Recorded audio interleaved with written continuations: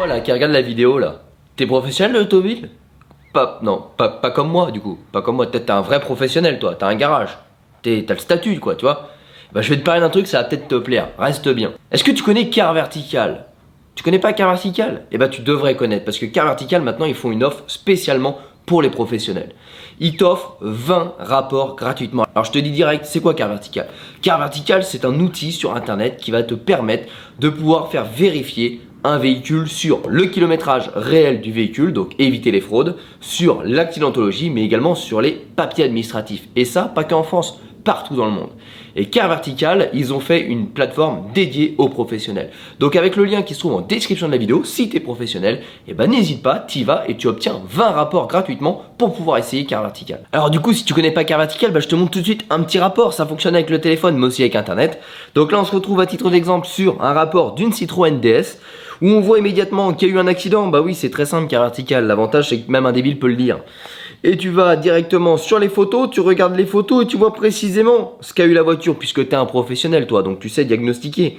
Et là tu vas savoir si du coup, c'est une bonne affaire ou pas une bonne affaire. Est-ce que tu vas pouvoir la revendre? Est-ce que tu vas te faire rouler? Parce qu'après, celui à qui tu vas la vendre, s'il fait un Car Vertical et qu'il découvre que toi t'en as pas fait un et qu'il y a un accident, c'est toi le responsable. Donc Car Vertical pour les professionnels, c'est hyper important. Et du coup, une fois que tu as testé ces 20 rapports et que tu es convaincu de l'utilité de Car Vertical, comment ça fonctionne pour les pros? Tu vas tout simplement avoir des offres dédiées aux professionnels. C'est-à-dire qu'au lieu d'acheter un rapport comme un particulier pour acheter une voiture, le professionnel il va acheter et revendre beaucoup de voitures, donc il va avoir besoin de beaucoup de rapports. Donc c'est ni plus ni moins que des offres de gros, des prix plus réduits par rapport. Donc voilà, c'est des offres de gros adaptées aux professionnels pour les professionnels. Donc maintenant que je t'ai tout expliqué, tu es capable toi aussi d'acheter tes véhicules en faisant attention à pas te faire rouler en tant que professionnel. Donc les amis, maintenant on continue tout de suite la petite vidéo. Salut à tous les amis, j'espère que vous allez bien. Bon, aujourd'hui on se retrouve pour une petite vidéo méca sans trop se prendre la tête, puisque je suis tombé en panne. Alors pour ceux qui suivent un petit peu mes réseaux sociaux, je suis tombé en panne avec la Audi S6 en allant mettre les panneaux du rassemblement. Voilà les panneaux du rassemblement ici. Et donc, je pense que la vidéo arrivera certainement après le rassemblement, mais c'est pas grave. Et en fait, j'ai cru à une panne de la pompe à essence, ce qui est pas impossible puisqu'on roule à l'éthanol. En fait, on demande un petit peu plus de puissance à la pompe à essence. Et une pompe à essence qui est un peu vieillissante, notamment celle-ci qui a 160 000 km, c'est pas rare à l'éthanol de voir tout simplement qu'elle puisse lâcher. Voilà, c'est une panne presque normale, elle aurait lâché 10 000 km à l'essence, 10 000 km plus tard à l'essence, voilà, c'est pas à cause de l'éthanol, c'est parce que l'éthanol lui demande un petit peu plus de puissance, ce qui fait qu'elle lâche un petit peu avant, bref. Je rentre chez moi, je me dis bon ok, pas de problème, à mon avis il y a la pompe à essence, etc. Je mets la valise sur la voiture, et là je m'aperçois que j'ai des ratés de combustion sur 2 cylindres, le 1 et le 10, je dis bon c'est bizarre. C'est peut-être aussi la pompe, si la pompe envoie pas assez de carburant, du coup t'as des ratés de combustion, c'est pas impossible. J'efface le défaut, je repars, boum, je fais 300 mètres rebelote, je reviens, je débranche les bobines, je rebranche les bobines, me disant peut-être un faux contact, tu vois, pas à l'abri.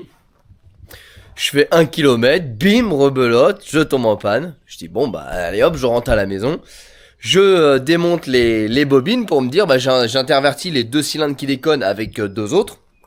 Pour voir du coup si c'est la bougie ou la bobine le problème. Parce qu'en fait techniquement quand j'ai acheté cette voiture là, le garage qui me l'a vendue a fait une révision dans un garage qui a fait une révision totale. Bon vous avez pu voir depuis les séries de vidéos qu'ils ont quand même oublié pas mal de choses importantes.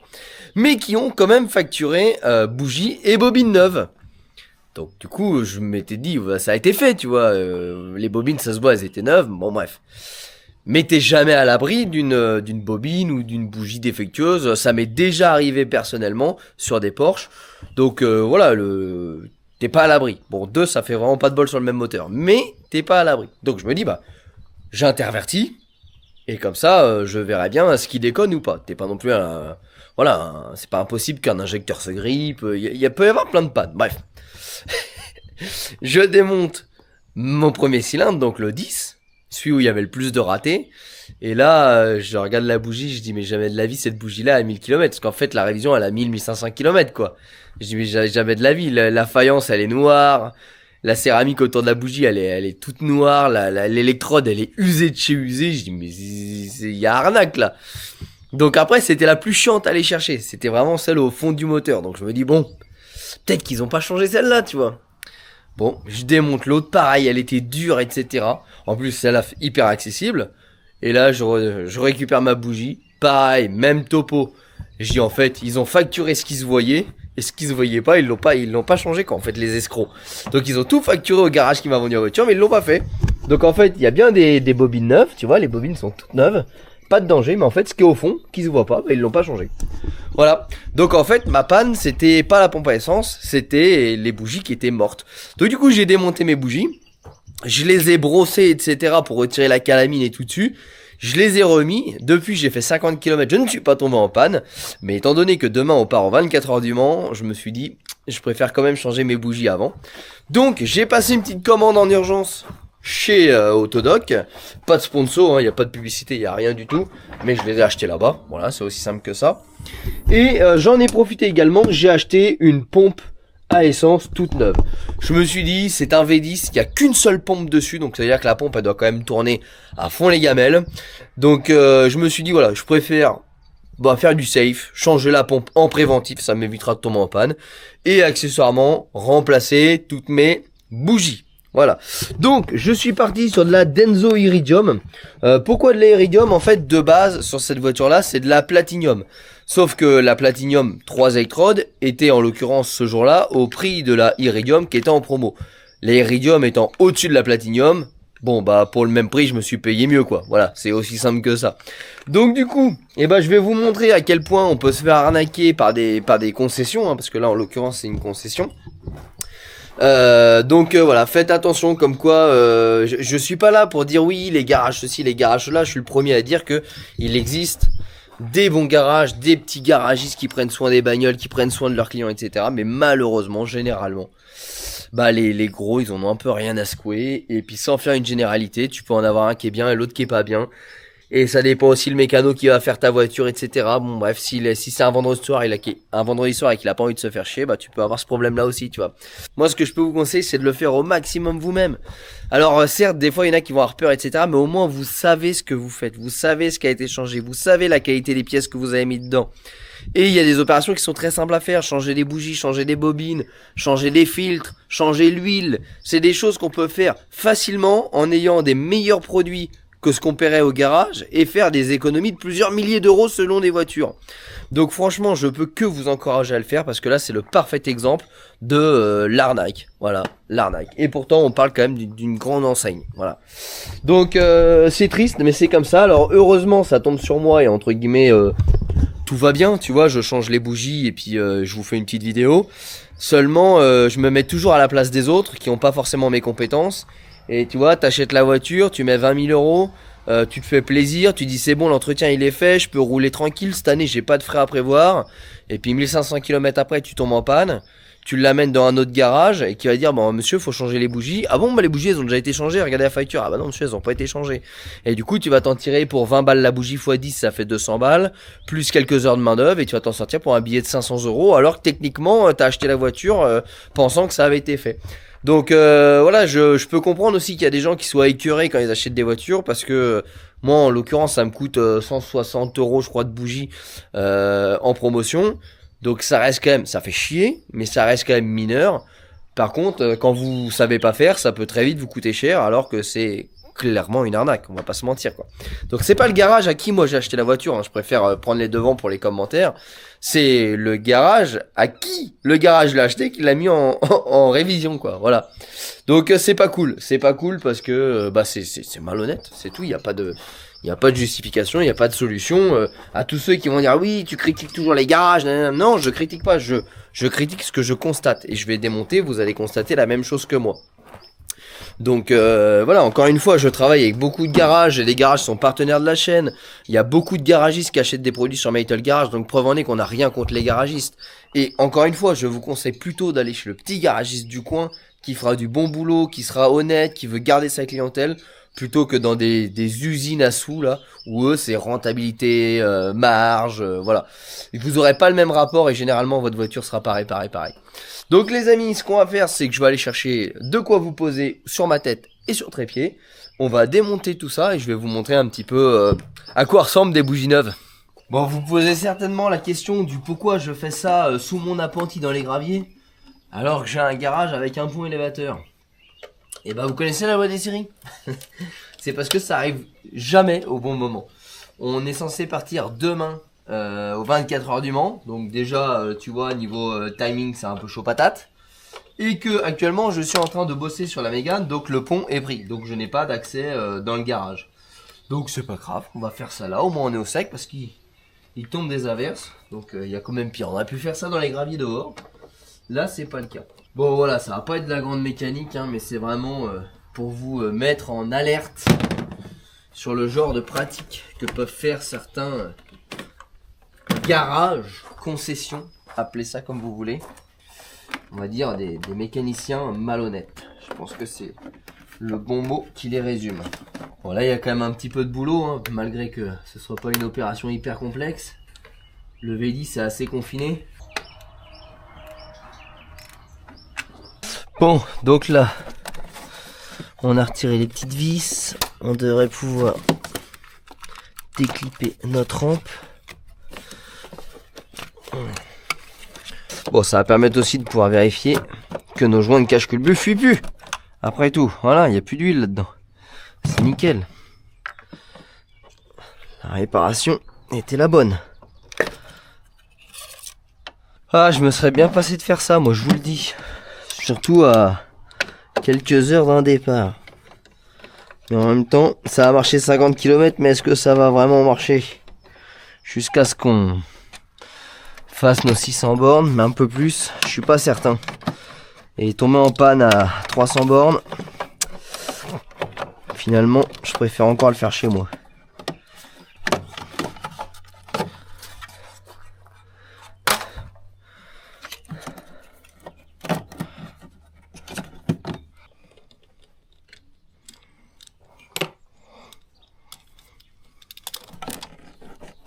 Je vais devoir démonter même la boîte à air. Ah! Finalement, il y a quand même un peu de boulot, hein, tu vois, pour aller changer juste des bougies. Il y a quand même du boulot.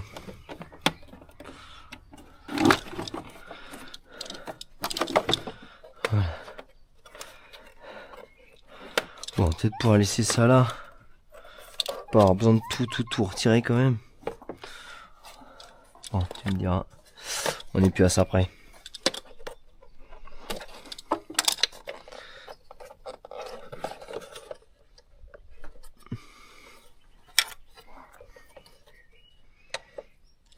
Tac.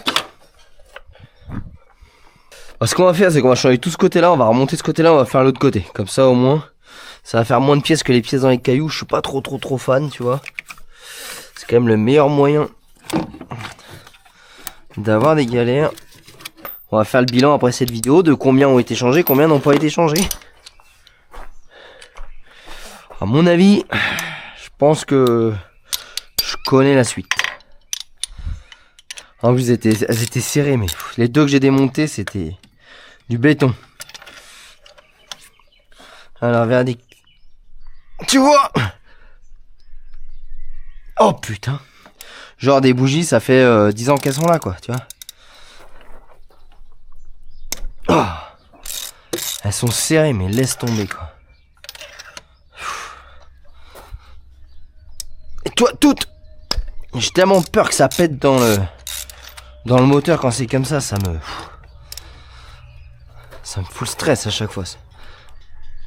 Ah, regarde un peu comment le serrage. Je sais pas, ça doit être serré à 50 newtons le machin. Je les démonte tous et je te retrouve pour les sortir. Bon, ça y est, je suis en train de dévisser la dernière, on va les extraire. On va voir si ce côté-là, imagine qu'ils en aient changé 5 et qu'ils en aient laissé 5 vieilles. Un vendredi soir, pas le temps.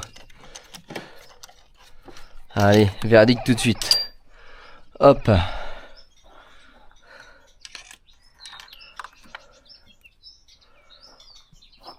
Ça, c'est pas des bougies neuves, ça. Je vais te montrer après. Tu vois, déjà la céramique, elle est toute marron, elle est cuite à la base. Ça montre déjà que ta bougie, elle a chauffé pas mal de fois. Et ensuite, l'électrode, tu vois, elle est complètement morte. Je vais te montrer.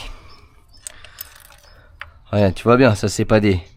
Regarde, tu vois bien qu'elle est noire la bougie. Elle a pas 1500 km. C'est un sketch.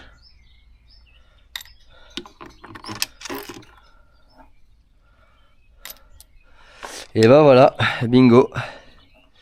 Il n'y en aura aucune de changée. Je te montre. Regarde, on va aller au garage. J'en prends une au hasard. Hein. Je prends la dernière, tiens, regarde. Hop.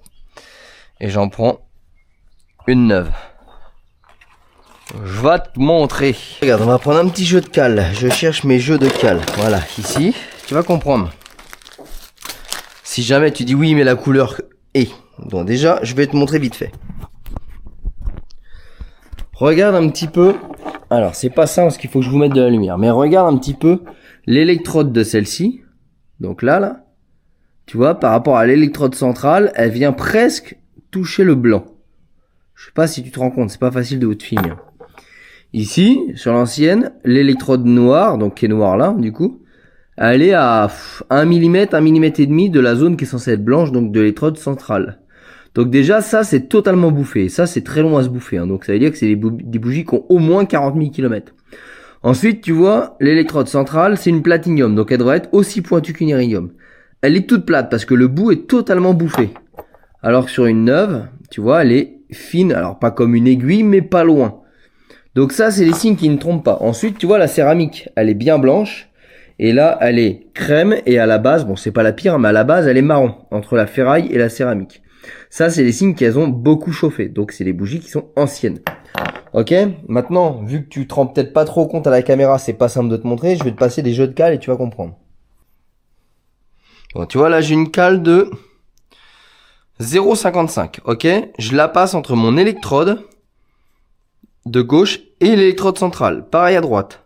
Tu vois bien, hein, là. Je sais pas si tu te rends bien compte à la caméra, mais elle passe. Ok, j'ai 0,55. Je prends ma bougie neuve. Bon, bah, en fait, tu la passeras jamais puisque l'électrode vient légèrement au-dessus de la zone blanche. Donc, tu vois, tu peux pas passer. Donc ça, tu vois, même si tu te rendais pas compte à la caméra, tu vois qu'il y en a un, la cale passe et pas l'autre. Maintenant, je te montre sur l'électrode centrale. Là, j'ai du 70.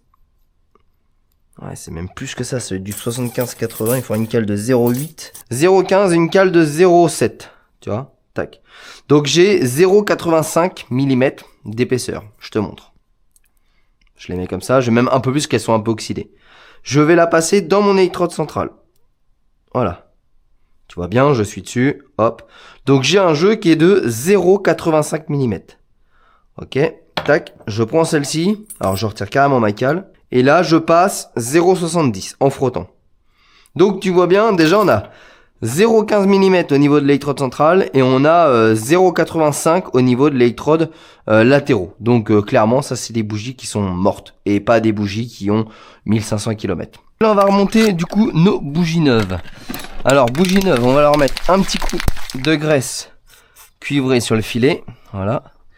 Et on les descend dans le puits avec le bout du doigt. Tac. Bon, tu vois, carrément, j'ai une boîte de 10. Visiblement, le fournisseur les a par boîte de 10. Donc, moralité de l'histoire, ils ont bien changé les bobines, hein, parce que ça se voyait. Mais les bougies, bon, ça se voyait pas, quoi. Et tu vois, en fait, les bobines, j'ai quand même vérifié à 2 fois, je me suis dit, serait capable de les nettoyer. Mais dessus, tu as une date de fabrication, regarde. 2023-05, donc c'est-à-dire qu'elles ont été fabriquées en mai 2025, mai 2023 autant pour moi. Donc ça veut bien dire que elles ont été changées. Le véhicule sur le quart vertical, souvenez-vous, en 2023, il avait à peu près quasi le même kilométrage que là. Hein. Il y avait quoi, quelques milliers de kilomètres de différence. Donc je pense que c'est voilà entre la production, l'envoi, le stock, machin. Je pense sincèrement que elles ont été changées.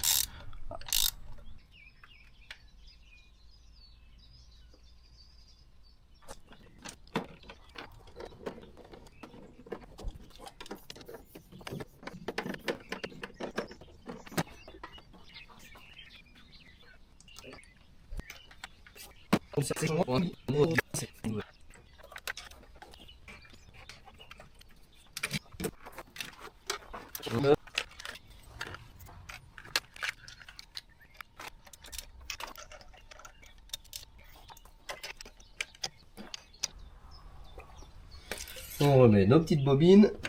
Hop. Et là, nous voilà repartis pour au moins 30 000 km. Cette fois-ci, 30 000 vrais kilomètres. Bon, 30 000 km à la sortie du garage, quoi. Allez, on regarde ce que ça donne.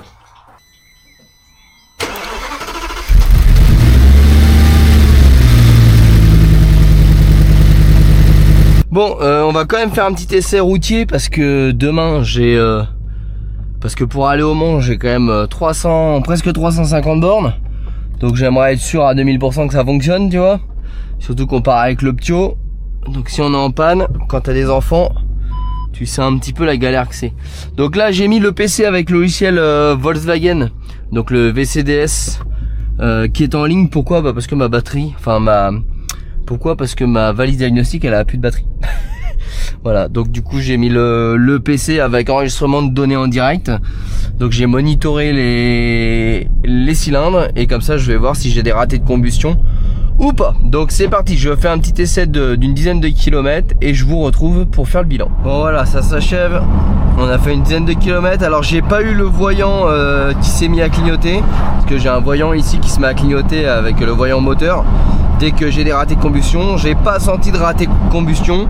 Donc maintenant le juge de paix ça va être l'ordinateur. On va s'arrêter, on va regarder un petit peu s'il y a des codes qui sont remontés ou des indicateurs de ratés de combustion. Et puis on sera fixé pour ce bilan. Bon, de retour à la maison, on va pouvoir vérifier tout ça. Je suis plutôt confiant.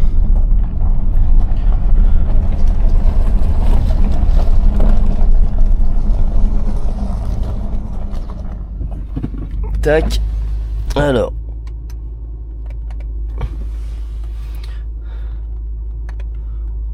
On scanne au VCDS. Voilà, là il n'y a aucune remontée. On va dans ensemble moteur et on fait lecture des défauts et là il n'y a rien. Donc là les amis, c'est tout bon, c'est réparé. Bon et bien les amis, on se retrouve 1000 km après la fin de ce petit essai routier pour un petit peu conclure cette Audi S6. Alors au final, tout va bien, je n'ai plus du tout eu le problème. J'ai rencontré un autre problème, mais ça malheureusement c'est commun à beaucoup d'Audi S6. En fait, alors j'ai pas les clés sur moi, mais au niveau des fixations des bobines sur le côté, en fait c'est une seule rampe. Et malheureusement, avec le temps, la rampe, les petits clips viennent à casser. Et ce qui fait qu'avec la dilatation, elles ont tendance un petit peu à se déboîter. Et donc j'ai eu le cylindre numéro 10, donc qui est ici, qui m'a fait des ratés de combustion à peu près 800 bornes après la fin du changement des bougies.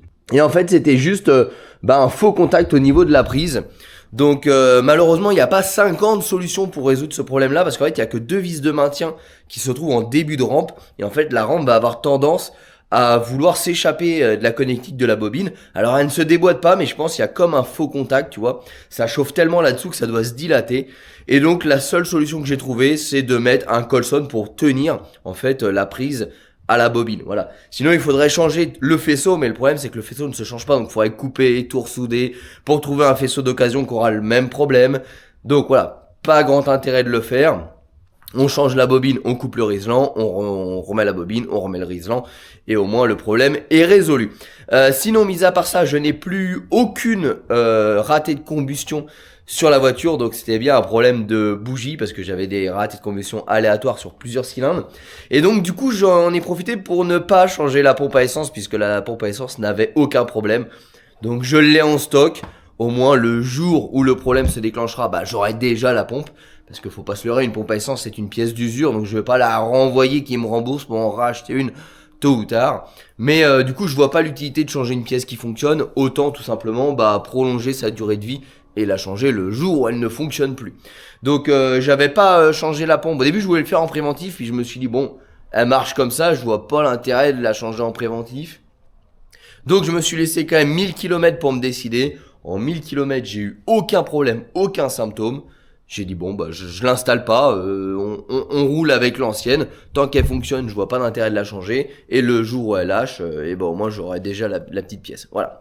Donc preuve en est encore une fois que malheureusement des fois vous faites des entretiens dans les garages et vous vous faites rouler. Voilà, la preuve en est, c'est que là, en l'occurrence, c'est pas la personne à qui moi j'ai acheté la voiture qui est responsable, c'est vraiment la personne qui a facturé et qui s'est occupée de l'entretien, qui, vous l'avez vu, n'a pas changé les bougies et a changé uniquement les bobines.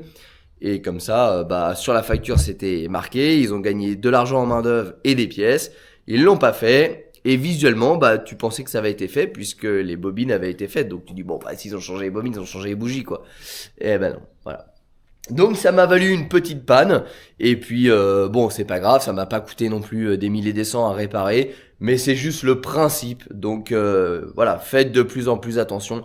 Heureusement qu'il existe des garagistes qui sont consciencieux et qui aiment leur métier, mais vous voyez des fois des grosses concessions bah sont pas toujours très très très clean. Voilà. Donc si je peux juste vous conseiller de bien choisir votre mécanicien. Et si vous avez des doutes, eh ben, n'hésitez pas à lui demander tout simplement les vieilles pièces. Voilà. Je pense que ça ne le dérangera pas de vous montrer les pièces qu'il a changées sur votre voiture. Bien au contraire, ça prouvera sa bonne foi. Donc voilà. Après, encore une fois, faut pas stigmatiser la profession. Il y a des très bons mécaniciens, il y a des gens passionnés, il y en a qui me regardent, il y en a avec qui je travaille. Mais encore une fois, c'est la minorité qui va venir entacher la majorité, et comme dans tout. Voilà, c'est souvent comme ça. Donc en tout cas les amis, j'espère que cette petite vidéo vous a plu, malgré ces petites péripéties. Et puis en attendant, n'hésitez pas à nous rejoindre sur les réseaux sociaux, Facebook, Instagram, TikTok, tous les liens sont en description de la vidéo. Si vous voulez une petite veste ou un petit t-shirt GLB, n'hésitez pas, la boutique elle est en description de la vidéo également, GLB Shop. Et puis bien évidemment, si tu veux louper aucun épisode mécanique ou tuto, t'hésites pas, tu t'abonnes, tu mets la petite cloche, et nous les amis on se retrouve très prochainement. Ciao.